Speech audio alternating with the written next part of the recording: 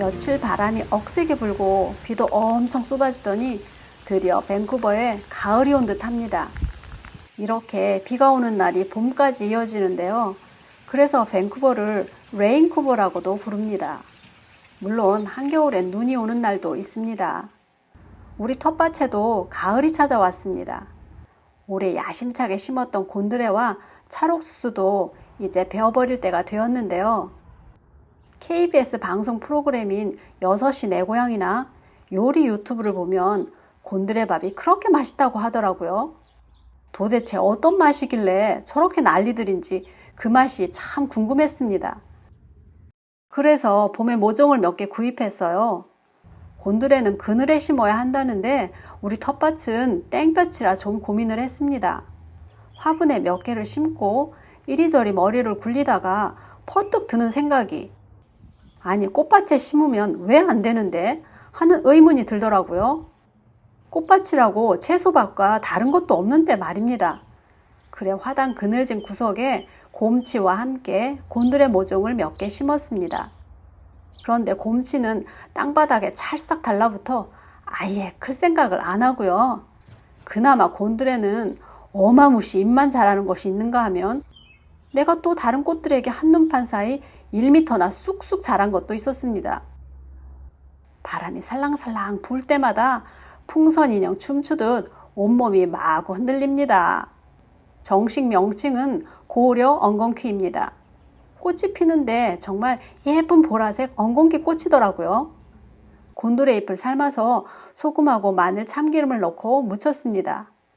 기대를 하고 시식을 했는데요. 뭐 특별한 맛은 별로 없고요. 그냥 우리가 아는 산나물 맛이더라고요.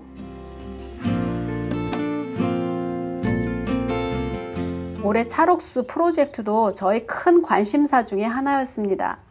여름이 늦게 오는 바람에 느리지만 그래도 천천히 조금씩 자라주고 있었어요. 토양을 꽉 붙잡고 있는 저 옥수수 뿌리 좀 보세요. 악착같이 살고자 하는 옥수수의 강인한 생명력이 느껴지지 않나요? 작은 텃밭이지만 키 큰 옥수수가 배경으로 떡하니 받쳐주니 여름날의 시골 풍경이 그려집니다. 어디선가 매미 소리가 맴맴 들릴 것도 같고요. 보고 있으면 얼마나 흐뭇한지 내가 마치 농부가 된 것 같은 기분도 들고요. 새 모이주로 나온 대론한테도 나 올해 옥수수도 심었다 하고 마구 자랑도 했습니다. 줄기 맨 꼭대기 먼지 털이개 같이 생긴 숫꽃이 먼저 나왔습니다. 바람에 흔들리는 저 숫꽃 좀 보세요.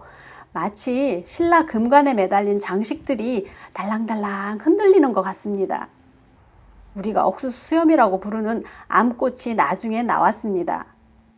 암꽃이 늦게 나오는 이유는 다른 그루의 숫꽃 화분으로 수정을 해서 좀 더 강한 유전자를 남기기 위해서라네요. 옥수수가 이렇게 똑똑한지 미처 몰랐어요. 숫꽃이 꽃가루가 옥수수 수염에 붙으면 수정이 되는데요. 수정된 수염의 개수만큼 옥수수 알이 만들어지는 거라고 합니다. 그런데 옥수수가 여물어갈 즈음 진딧물이 끼기 시작했습니다. 부엌 세제를 물에 타서 씻어내봤지만 역부족이었어요. 결국 수확한 옥수수는 10개도 안 됩니다. 게다가 처음 한 개는 너무 일찍 따서 덜 연그른 옥수수라 먹을 게 없었고요.